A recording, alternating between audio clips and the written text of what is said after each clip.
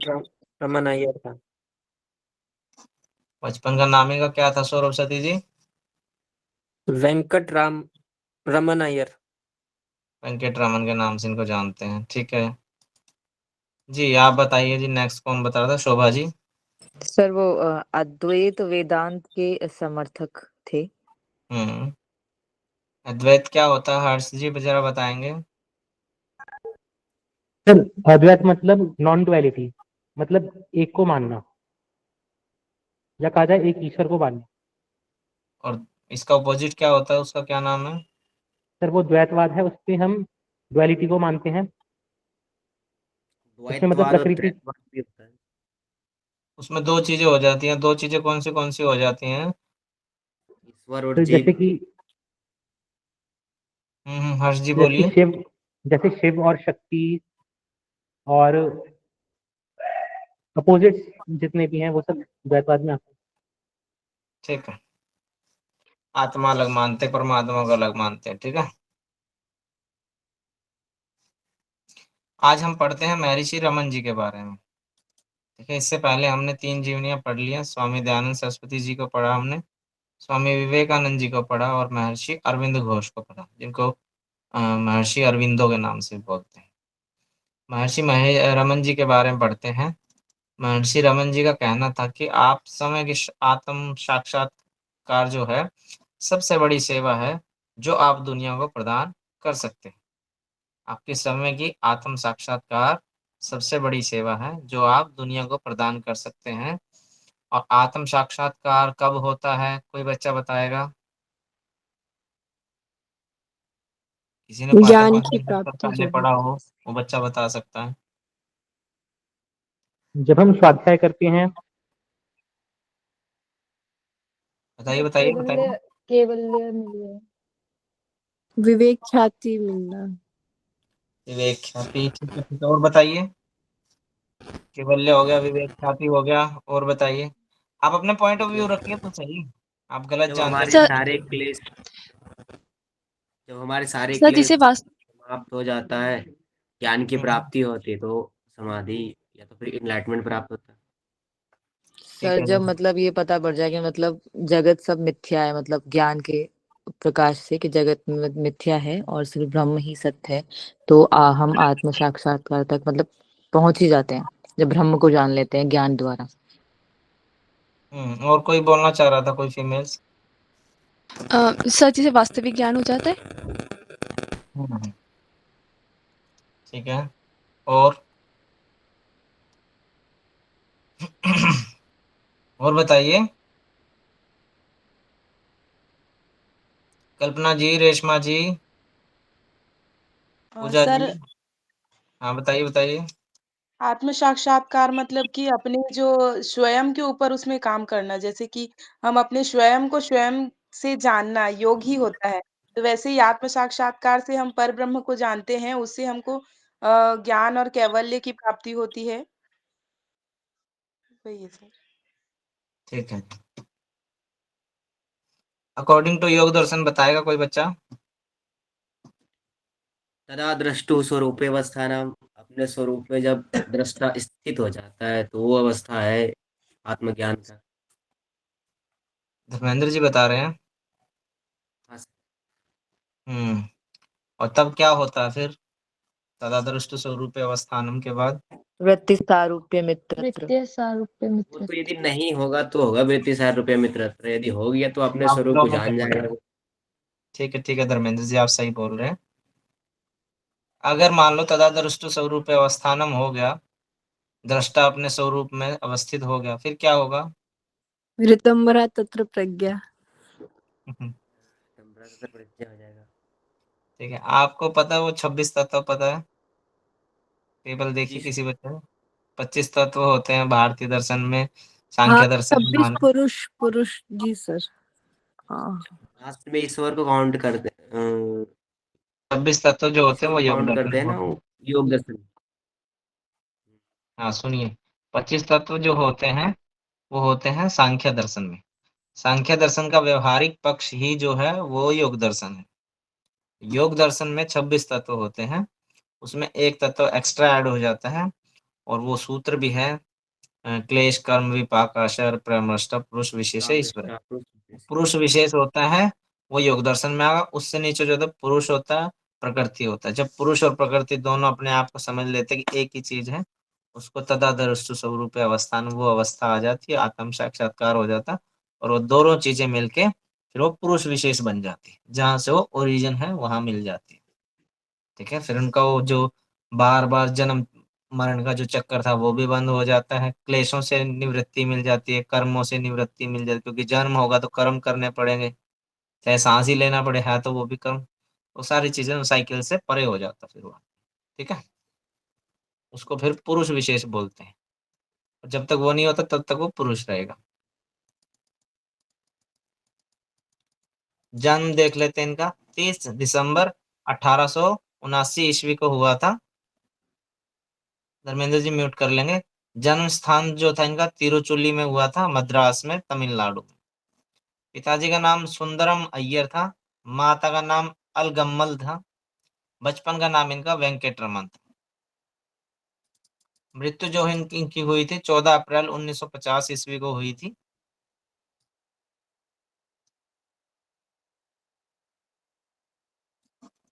मृत्यु स्थान जो है श्री रमन आश्रम, तमिलनाडु में हुआ था। महर्षि रमन अद्वैत वेदांत के समर्थक थे। इससे पहले भी आया कहीं अद्वैत वेदांत?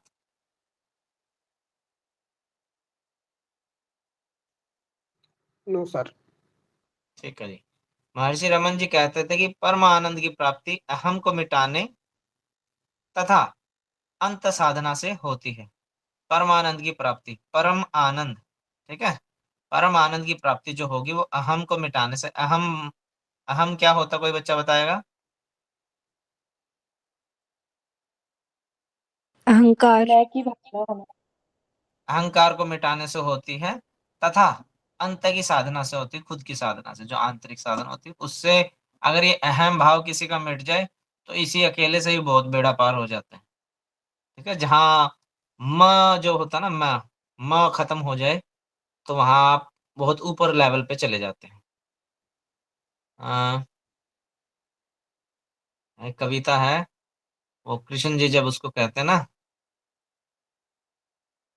रुक्मणी जी को कहते हैं, जब सुदामा आते हैं कि मैं के पास मैं नहीं और मैं नहीं मिलूंगा वहां पे, जहां मैं होगा वहां मैं नहीं मिलूंगा। ये कृष्ण भगवान जी रुक्मणी को कहते हैं, और ये मेरे बचपन का यार है, मेरे दोस्त है, मेरे बचपन का मित्र है मेरा, इसलिए मेरे पास आया। ऐसे करके बहुत अच्छी कविता है। मैं के पास मैं नहीं वहां मिलूंगा, मेरे बचपन का यार है, ऐसे मेरे को याद नहीं आ रही अभी वो। परमानंद की प्राप्ति अहम को मिटाने तथा अंत साधना से होती है। महर्षि रमन ने संस्कृत, मलयालम और तेलुगु भाषा में अपनी रचनाओं को साकार रूप दिया है। इन्हें दक्षिणामूर्ति का अवतार भी समझा जाता है, और तमिलनाडु में इनका बहुत बड़ा मंदिर है ये, मीनाक्षी दक्षिणामूर्ति का अवतार माना जाता है ना, इसलिए लोग इन्हें भगवान श्री रमन के महर्षि के नाम से भी पुकारते थे। बचपन में महर्षि रमन को प्यार से सभी कुंभकर्ण भी कहते थे। इनके दो नाम आ गए, एक कुंभकर्ण और एक ऊपर पड़ा था, क्या नाम था? वेंकटेश्वर। वेंकटरमन। वेंकटरमन। वेंकटेश्वर नहीं, वो जगह का नाम है, हाँ वेंकट सॉरी, रमन। वेंकटरमन। हाँ, पद्मासन में इनकी मृत्यु हुई थी। ये कुछ पॉइंट अलग से आएंगे, उनको आप याद रखना। पद्मासन में इनकी मृत्यु हुई थी, तो आपके सामने आ सकता है कि इन्होंने अपने जीवन का त्याग पद्मासन की अवस्था में किया था। ठीक है, मरते समय महर्षि रमन ने ओम शब्द कहा था, ये भी आपके लिए इम्पोर्टेंट है। महर्षि रमन को अद्वैत ज्ञान का साकार रूप माना जाता है। शिक्षा देख लेते हैं। प्राइमरी जो स्टडी हुई थी इनकी वो तिरुचुली में हुई थी और डिंडीगुल में हुई थी। और 12वीं के बाद इन्होंने एडमिशन लिया था इंग्लिश मीडियम स्कूल में, जिसका नाम था स्कॉट मिडिल स्कूल। और इसके बाद इन्होंने अमेरिकन मिशन हाई स्कूल में एडमिशन लिया था। और वैराग्य और साधना देखते हैं इनकी, और ये एकांत में बैठकर ध्यान साधना करते थे। ये कुछ यहाँ मिसिंग है। ध्यान के निरंतर अभ्यास से महर्षि रमन कम समय में ही अपने वास्तविक स्वरूप को जान चुके थे। और हमने उन्होंने ऊपर पढ़ा था उनके बारे में कि आत्म साक्षात्कार ही सबसे बड़ी ऊर्जा है, और उससे नीचे हमने पढ़ा था परमानंद की प्राप्ति और अहम भाव को मिटाने के लिए। और एक और पढ़ा था हमने परमानंद की प्राप्ति अहम को मिटाने के लिए और अंत साधना से होती है, और यहाँ ये अंत साधना करते थे, इसमें लिखा रहा सीधा। ध्यान के निरंतर अभ्यास से महर्षि रमन कम समय में ही अपने वास्तविक स्वरूप को जान चुके थे, अपने आप को अंदर को जान चुके थे, आत्मा चीज क्या है, मैं कौन हूँ। प्रसिद्ध तमिल लेखक सेक्सिजर सेकिजर की पुस्तक है पेरिया पूर्णम नाम से, उसमें 63 जो महापुरुष योगी हुए हैं उनका जीवन परिचय था। ऐसी एक जीवन परिचय वाली पुस्तक थी, वो इनको मिली थी कहीं से, और इसको पढ़ने के बाद जब उनके जीवन को पढ़ा उन्होंने, सबके जीवन को, तो इसे पढ़ने के बाद रमन जी के हृदय में ईश्वर के प्रति प्रेम भाव एवं वैराग्य के भावना जो है उसका उदय हुआ, वो भाव पैदा हो गए इनके अंदर। इससे पीछे हमने कल एक जीवनी पढ़ी थी महर्षि अरविंद घोष जी की, वहां बता सकते हैं महर्षि अरविंद घोष जी को जब ये वैराग्य प्राप्त हुआ था, आत्मिक जो साधना उनकी बढ़ी थी, वो कहाँ से बढ़ी थी, कोई बच्चा बताएगा? तो उनकी वाइफ की जो डेथ हो गई थी। वाइफ की डेथ के बाद तो संपूर्ण लग गए थे फिर अपनी जिम्मेदारियों से हटके। सर जब वो जेल में थे तो वो गीता अध्ययन करते थे, तो उससे शायद। हाँ ठीक है जी, बहुत बढ़िया। तभी से उनको वैराग्य भाव सब प्राप्त होने लग गया था। फिर वो जब जेल से आए तो उन्होंने देखा कि उनके जो साथी उनके जो मेन लीडर थे वो जेल के अंदर, वो अकेले रह गए। फिर उन्होंने राजनीति से संन्यास लेके और वो आध्यात्म की तरफ अग्रसर हो गए थे। ठीक है, और यहाँ देखते हैं हम, यहाँ इन्होंने 63 योगियों का जीवन परिचय पढ़ा, और जिनके बाद इनके पढ़ने के बाद इनके मन मस्तक पटल पे ईश्वर के प्रति प्रेम और वैराग्य का भावना का उदय हुआ। मीनाक्षी मंदिर है, ये बड़ा फेमस मंदिर है मदुरई में, उसमें भी ये नटराज भगवान की प्रतिमा को घंटों तक देखते रहते थे। उसी दौरान पाताल लिंगम गुफा में भी इन्होंने तप किया। सन 1896 ईस्वी के मध्य में 17 वर्ष की उम्र में ही रमन को साधना से अनुभूतियां होने लगी थी। मात्र 17 वर्ष की उम्र में ही इनकी साधना इतनी कठोर थी कि इनको उन साधनों से अनुभूतियां होने लगी थी। जैसे कुछ कुछ सिम्टम्स से आने लग जाते हैं, दिखने लग जाते हैं। ठीक है, जैसे कईयों को फेस रीडिंग की वो आ जाती है, अनुभूति सी उनको आइडिया सा आ जाता है। कईयों को हाथ देखने आ जाता है, हाथ मस्तक रेखा देखनी आ जाती, कईयों को हाथों की रेखा देखनी आ जाती है। ठीक है, कई लोग भविष्य बताते हैं। तो कुछ ना कुछ साधनाएं होती हैं जिनकी अनुभूतियां होने लग जाती हैं। और आप शास्त्र पढ़ेंगे जितने भी हैं, उन शास्त्रों में कहा गया इनको छुपा के रखना चाहिए। इनको अगर गुप्त रखेंगे तो ये निखरेंगी, आपको और ऊपर तक लेके जाएंगी। और अगर इन अनुभूतियों के आने के बाद आप समाज में उतर जाते हैं तो फिर ये धीरे धीरे ये आपकी जो अनुभूतियां, जो सिद्धियां हैं आपकी, ये विरक्ति की तरफ चली जाती हैं। आपको मतलब इनका फायदा नहीं होता, फिर आप उसी उलझन में उलझ जाते हो, फिर से आप मोह माया में उलझ जाते हो, और आपकी जो साधना थी वो भंग हो जाती है, आप उस पे उसको कंटिन्यू नहीं कर पा सकते। उन्होंने समय को कहा था कि मेरे शरीर की मृत्यु हो चुकी है, लेकिन फिर भी मैं जीवित हूँ। इन्होंने आत्म निरीक्षण विधि का नाम दिया था। इनसे पीछे पहले हमने कल एक जीवन परिचय पढ़ा था महर्षि अरविंद जी का। उन्होंने जो विधि का नाम बताया था उसका क्या नाम था, कोई बच्चा बताएगा?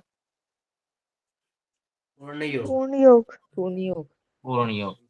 ठीक है, उससे पीछे हमने एक जीवनी पढ़ी थी स्वामी विवेकानंद जी, उनके अनुसार उन्होंने क्या नाम दिया था योग को? राजयोग। ठीक है जी, बहुत बढ़िया। इनकी विधि का नाम है आत्म निरीक्षण। ठीक है,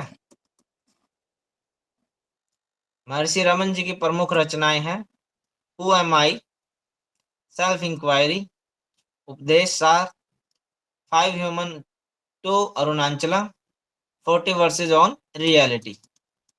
इन्होंने आश्रम की स्थापना की थी, महर्षि रमन आश्रम उनका नाम था आश्रम का। महर्षि रमन आश्रम की इन्होंने स्थापना की थी 19 मई 1922 ईस्वी को। A Search in Secret India by Paul Bruton also written about महर्षि रमन आश्रम in this book। इनकी जो महासमाधि हुई थी 14 अप्रैल 1950 को हुई थी।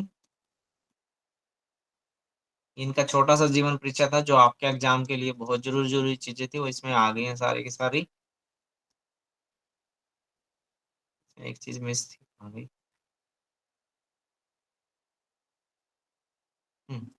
इसमें आत्म निरीक्षण विधि है, इसके बारे में नहीं बताया गया है, उसको आप देख लेना कि विधि वो होती कैसे है, क्या होता उसके अंदर। ठीक है, बस इसका नाम दिया गया इसमें।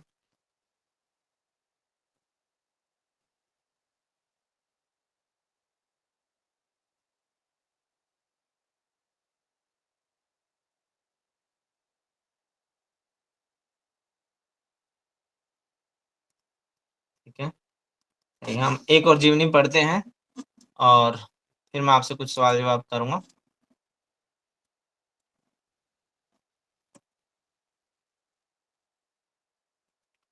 दूसरा हम पढ़ते हैं श्यामाचरण लाहिड़ी जी का जीवन परिचय। ठीक है, श्यामाचरण लाहिड़ी जी कहते हैं, हमेशा याद रखें कि आप किसी के नहीं हैं और न ही कोई आपका है। ये बातें आपको और कहीं पढ़ी हैं, कभी सुनी है ये चीजें? ना आप किसी के हो और ना कोई आपका है, जिनको आप अपना समझ रहे हो या अपने नहीं है। भगवत गीता। गीता भगवत सार गीता। में लिखा है बहुत बार। ठीक है जी, ठीक है। सोचें कि किसी दिन आपको अचानक इस दुनिया में सब कुछ छोड़ना पड़े, तो आपको कैसा लगेगा? जिस मोह में आप फंसे हुए हो कि ये मेरा है, ये मेरी है, कल को आपको छोड़ना पड़ जाए संसार, अचानक से इस दुनिया से जाना पड़े, तो आपको कैसा लगा? इसलिए, और जाओगे कहाँ? भगवान के पास। इसलिए अभी से भगवान से परिचित हो जाए। इनका कहना ये था, श्यामाचरण लाहिड़ी जी का।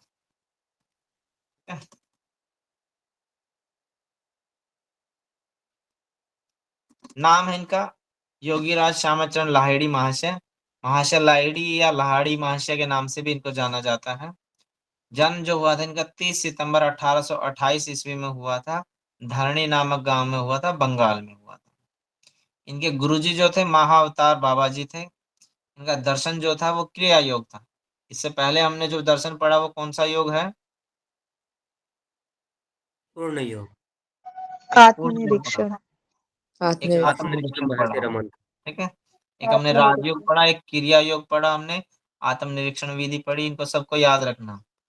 इनके पिताजी जो थे उनका नाम था गोरे मोहन लाहिड़ी और माता जी का नाम था मुक्तेश्वरी देवी। पत्नी का नाम था काशीमणि देवी। कल हमने जीवन परिचय पढ़ा था महर्षि रमन जी का, उनकी पत्नी का क्या नाम था? मृणालिनी देवी। अरविंदो घोष का पढ़ा अरविंद था जी की हमने। पत्नी का नाम था। ठीक है जी। प्रमुख शिष्य इनके थे युक्तेश्वर गिरी, केशवानंद गिरी, परमानंद गिरी। मृत्यु हुई इनकी दिन 26 सितंबर 1895 ईस्वी को। 66 ईयर ओल्ड थे। 66 वर्ष की जीवन रहा इनका। पिता गौरे मोहन ने पहली पत्नी के निधन के बाद दूसरा विवाह किया और दूसरी पत्नी मुक्तेश्वरी देवी को एक ही संतान पैदा हुई जिसका नाम था श्यामाचरण रखा गया, जो आगे चलकर काशी बाबा के नाम से प्रसिद्ध हुए। शिक्षा। श्यामाचरण का पठन पाठन काशी में हुआ। महाराजा जय नारायण घोषाल द्वारा स्थापित माध्यमिक स्कूल में श्यामाचरण ने अंग्रेजी, हिंदी, संस्कृत, बंगला, उर्दू, फारसी आदि भाषाओं का अध्ययन किया। फिर संस्कृत कॉलेज में संस्कृत भाषा का अध्ययन करने लगे। नागोली भट्ट से श्यामाचरण ने वेद, उपनिषद, दर्शन और भगवत गीता आदि का भी ज्ञान प्राप्त किया। गृहस्थ जीवन में फिर प्रवेश हुए। विवाह, इनका विवाह जो हुआ था सन 1846 ईस्वी में हुआ था। काशीमणि नामक देवी थी जिनके साथ इनका विवाह हुआ था और इनके घर 2 पुत्रों और पुत्रियों ने जन्म लिया था। सन 1851 ईस्वी में श्यामाचरण को एक सैनिक इंजीनियर विभाग में लेखाकार के पद पर एक नौकरी मिली। इसके बाद श्यामाचरण का जो है तबादला हुआ और इन्हें दानापुर भेज दिया गया।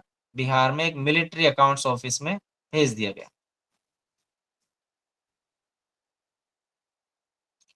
1851 ईस्वी में श्यामाचरण जी एक सैनिक इंजीनियर विभाग में लेखाकार के पद पर नौकरी करने लगे थे और इनके बाद इनका तबादला हो गया और तबादला इनका हुआ दानापुर में, बिहार में, जो पहला ट्रांसफर हुआ इनका। ठीक है, वहां अकाउंट का काम देखने लग गए। फिर इनका तबादला हो गया उत्तराखंड के रानीखेत नामक एक स्थान पर हुआ। ठीक है, श्यामाचरण अपने काम के प्रति पूरी तरह से समर्पित थे, लेकिन धन के प्रति इनका मोह नहीं था।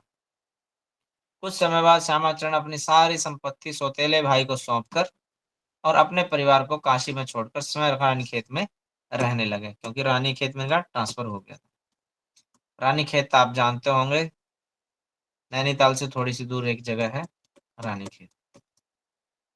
गुरु प्राप्ति और दीक्षा। जब ये रानीखेत इनके ट्रांसफर हुआ, वहीं काम करते थे, तो इनको नेचर से बहुत प्रेम था, तो ये सैर करने लिए जाते थे पहाड़ों पे। तो एक दिन जा रहे थे, एक दिन ये जाते जाते द्रोणागिरी नामक एक पर्वत है, उस पर भ्रमण कर रहे थे। तो उसी दौरान इनको पर्वत के परली तरफ से आवाज आई। तो उस आवाज के इशारे पे जिस तरफ से आवाज आई उधर जाने लगे, और वहां जाके देखा इनको कुछ गुफाएं सी मिली। इनको लगा कि उधर से आवाज आ रही गुफा की तरफ से। तो जब श्यामाचरण जी वहां पहुंचे तो उन्होंने ऐसा लगा कोई आवाज देकर उनको बुला रहा है। कुछ देर बाद इन्हें गुफा के नजदीक एक युवा व्यक्ति दिखाई दिए, और उस तेजस्वी युवक ने श्यामाचरण को अपने पास बुलाने के लिए संकेत किया। इसके बाद उन्होंने कहा कि मैंने ही तुम्हें बुलाया है, और मैं पिछले 40 वर्षों से आपका इंतजार कर रहा हूँ। इसके बाद उस युवक ने, जो युवा युवक था वो, उस युवक ने लाहिड़ी जी के ललाट को स्पर्श किया, और ऐसा करते ही लाहिड़ी जी को शक्तिपात हुआ, और उनको पूर्ण जो पूर्व जन्म थे उनका स्मरण हुआ। ठीक है, ललाट करते हैं, ऐसे माथे पर हाथ सा रखते हैं जिससे वो एनर्जी ट्रांसफर होती है, वो संत समाज में होता है। और ऐसा करने से उनको शक्तिपात हुआ, और फिर उनको पूर्व जन्मों का वो याद आया सारा, और पता चला इनको फिर बाद में सब कुछ। इनको फिर वो योग दिया, इनको दीक्षा दी, और दीक्षा जो दी उसका नाम था क्रिया योग। इसके बाद श्यामाचरण जी ने उसी समय उस युवक को अपना गुरु बनाया, जिनका नाम था महाअवतार बाबा जी। उनको अपना गुरु धारण किया और उनसे संन्यास की दीक्षा ली, और एक योग की दीक्षा जिसका नाम है क्रिया योग, वो भी ली। गुरुदेव ने कहा केवल योग्य शिष्यों को ही क्रिया योग की दीक्षा देना, इसके अलावा हर किसी को ये ज्ञान बताना मत। फिर उनका तबादला जो हुआ, वापस रानीखेत से वापस दानापुर हो गया। दानापुर में अपने ऑफिस के कार्य के साथ साथ ये नियमित रूप से क्रिया योग की साधना भी करते थे, जो इनको दीक्षा के रूप में मिली थी। और सन 1880 ईस्वी में ये पेंशन लेकर वापस काशी आ जाते हैं। फिर ये दानापुर से भी रिटायर्ड हो जाते हैं, और ये अपने काशी आ जाते हैं फिर से। इनके कुछ प्रमुख शिष्य हैं ईश्वरी नारायण और उनके बेटे प्रभु नारायण, पंचानन बनर्जी, वरदाचरण, रामदयाल मजूमदार, युक्तेश्वर गिरी, केशवानंद गिरी, परमानंद गिरी, भगवती चरण घोष और उनकी पत्नी श्री अविनाश बाबू, काशीमणि देवी, केवलानंद, विशुद्धानंद सरस्वती, नागेंद्र भादौरी, काशीनाथ शास्त्री।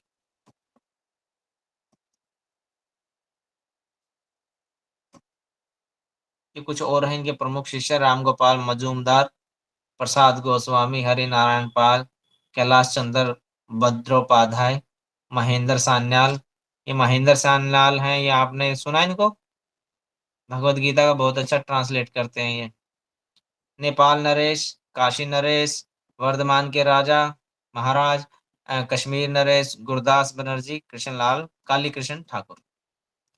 गीता की आध्यात्मिक व्याख्या वर्धमान भी शीर्ष स्थान पर है, और इन्होंने वेदांत, सांख्य, वैशेषिक दर्शन, योग दर्शन, न्याय दर्शन सहित अन्य अनेक ग्रंथों की बहुत ही सुंदर और सरल शब्दों में व्याख्या की है।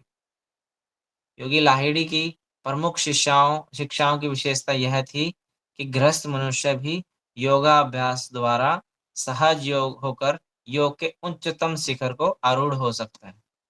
पहले यह था, अफवाह ये थी, मिथ्या भी थी और कुछ कुछ सच भी था, कि किसी को योग का ज्ञान प्राप्त करना है तो उसको गृहस्थ नहीं रहना, उसको ब्रह्मचर्य जीवन जीना पड़ेगा। फिर आप घेरण संहिता पढ़ेंगे तो वहां राजा चंड कपाली जी को जो है घेरण ऋषि जी ज्ञान देते हैं। हालांकि वो राजा थे और वो गृहस्थी भी थे, फिर उनको ये ज्ञान दिया जाता है, फिर धीरे धीरे ये सब जगह फैलने लगे। उसको आप पढ़ेंगे घेरण संहिता को, उसमें आता है ये सब। ठीक है, सर ये लाइन समझ नहीं आया, जो गीता की आध्यात्मिक व्याख्या था वर्तमान भी शीर्ष स्थान पर है। गीता की आध्यात्मिक व्याख्या वर्तमान में भी शीर्ष स्थान पर। इन्होंने गीता को ट्रांसलेट किया था अपने तरीके से, लिखा मतलब एक्सप्लेन करके लिख रखा है। एक होता ना, मान लो कोई ग्रंथ है, उस पे होगा भाष्य,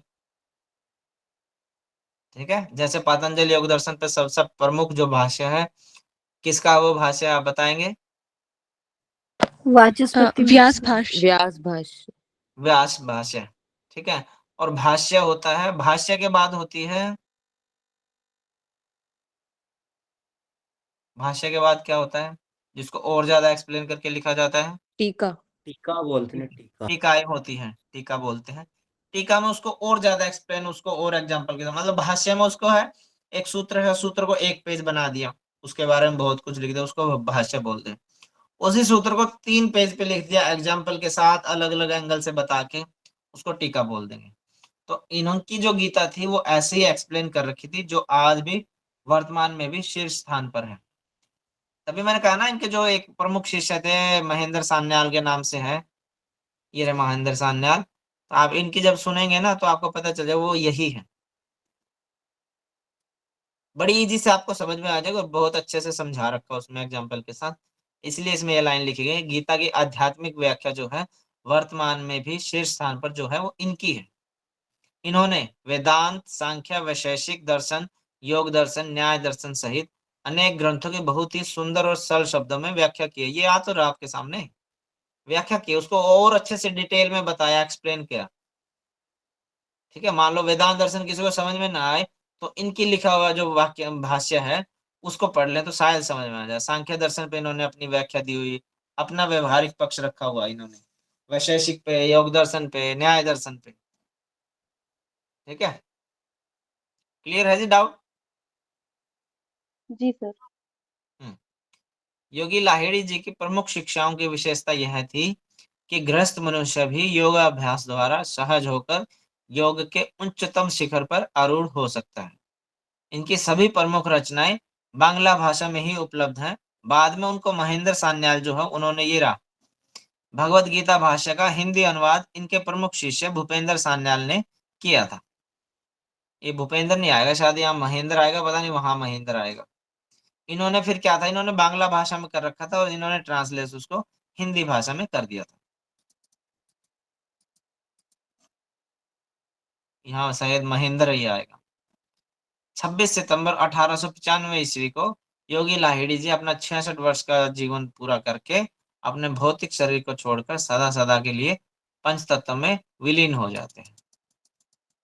इनका जो क्रिया योग है उसको देखते हैं क्या है वो। बाबा जी का क्रिया योग ईश्वर का यथार्थ बोध, यानी कि सच्चा बोध, ईश्वर सच में क्या है, एवं आत्म साक्षात्कार प्राप्त करने की एक सुव्यवस्थित आध्यात्मिक और वैज्ञानिक प्रणाली है।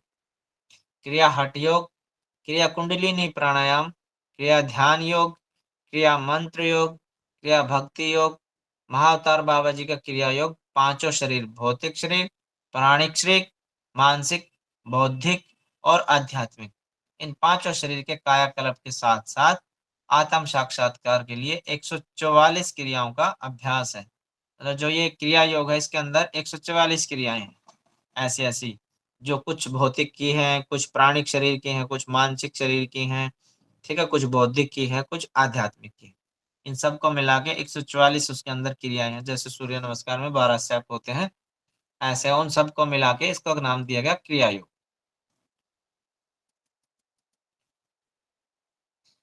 यहाँ ये इनका जीवन परिचय समाप्त होता है।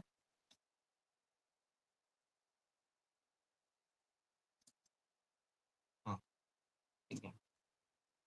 अब किसी बच्चों को कोई डाउट हो तो आप पूछ सकते हैं। सर वो लाही भी आएगा। भूपेंद्र सान्याल है या महेंद्र सान्याल? भूपेंद्र महेंद्र में से एक ही है जी, नाम मेरे को भी नहीं याद, मैंने सुने कई दिन हो गए उसको। भूप महेंद्र है शायद, आप सर्च करेंगे तो आ जाएगी वो, भगवत गीता बाई महेंद्र सान्याल या भूपेंद्र जी सर। सान्याल डालेंगे तो आ जाएगी।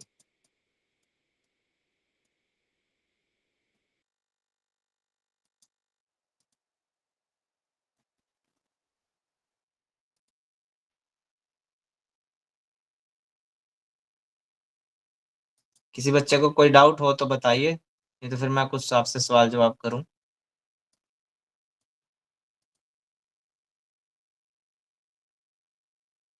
एनीवन?